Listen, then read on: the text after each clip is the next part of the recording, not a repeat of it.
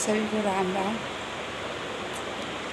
जब से हम बीमा के काम शुरू किए ना, तब से हमें कई तरह के लोग मिले।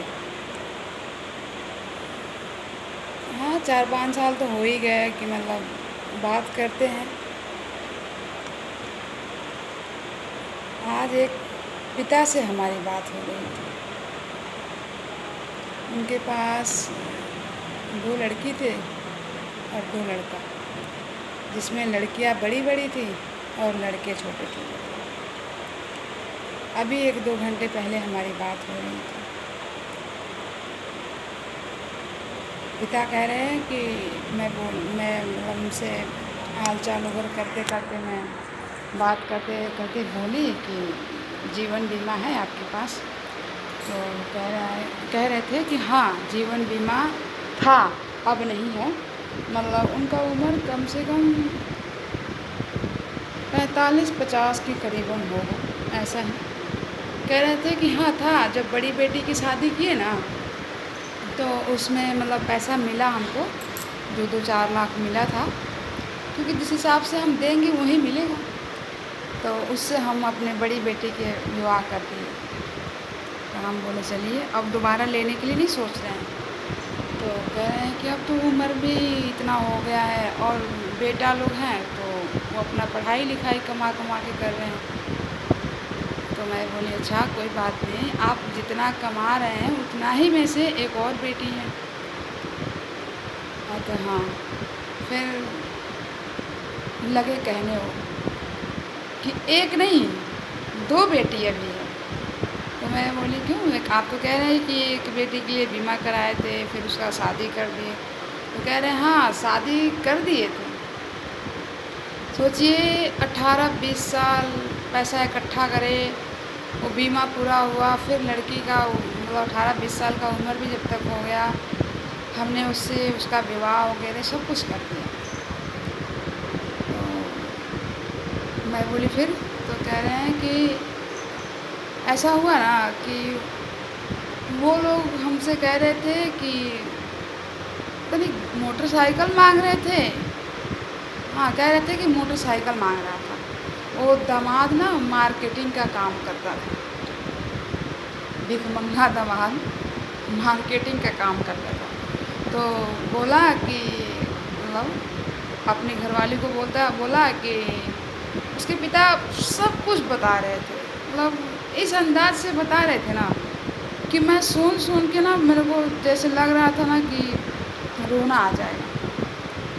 शादी कर दी है उसका, फिर वो ऐसे ऐसे हुआ, फिर एक लड़की भी हुई है। फिर कह रहा है कि वो बोले कि मोटरसाइकिल दे दो। तो लड़की का फ़ोन मुझे आया और वो कई बार ना उसको मतलब मारता कूटता भी था कि तुम्हारे बाप ने ये नहीं किया, वो नहीं किया। तो लड़की बोली पापा से, अपने पिता से बोली कि पापा ये ऐसे ऐसे कह रहे हैं।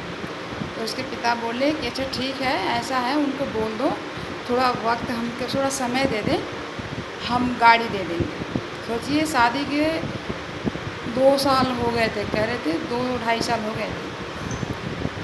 तो हम बोले तो फिर तो कह रहे हैं कि हम बोल दिए कि हाँ ठीक है, हम दे देंगे, क्योंकि उनको ना मार्केटिंग करने में मतलब घूम घूम के पता नहीं कौन सा काम करते थे। वो इतना बताया कि मार्केटिंग करते थे, क्या पता भीख भी मांगता हो घूम घूम के।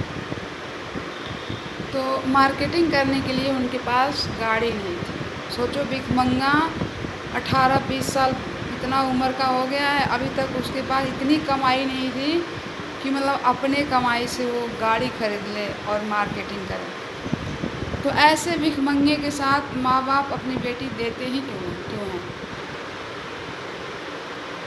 क्या कहा जाएगा ऐसे भिखमंगे? सोचिए कि जो पिता 18-20 साल पैसा इकट्ठा किया और तब अपनी बेटी का शादी किया, उसके बाद भी उसकी बेटी घर में वापस आ गई। कहाँ का फैसला है परमात्मा? कह रहे हैं कि वो भी बेटी बोलती है पापा अब हम नहीं जाएंगे, वो तंग करता है, उनकी मम्मी तंग करती है, अब हम नहीं जाएंगे। तो हम बोले कि नहीं, देखिए थोड़ा बहुत समझाइए बुझाइए, कई बार थोड़ा समय लग जाता है समझाने बुझाने में, सब कुछ ठीक हो जाता है। तो कह रहे थे कि नहीं, आज तक कभी उन लोगों ने हाल चाल नहीं किया, ना हमारी बेटी का, ना वो अपने बेटी का। कुछ पूछते ही नहीं है, कभी फ़ोन नहीं आता है। 6 महीने से आके घर में बैठी है। बताइए, ऐसे भिखारी लोग हैं जिनके पास खुद का औकात नहीं है गाड़ी चढ़ने का। उनके अंदर ये शौक़ देखिए कि तुम्हारे बाप अगर गाड़ी दे देंगे ना, तो हम मतलब मार्केटिंग कर लेंगे उससे। बताइए, हमें लगता है कि ऐसे भिखारी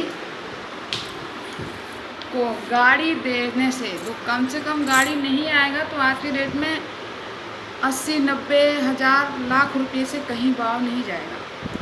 बताइए, जो पिता ड्राइवरी करता है, मजदूरी करता है, वो अब जो लड़की का शादी कर दिया, कहीं से जोड़ जेत के, कहीं से कुछ करके, मतलब कहीं से इकट्ठा किया, कर दिया शादी।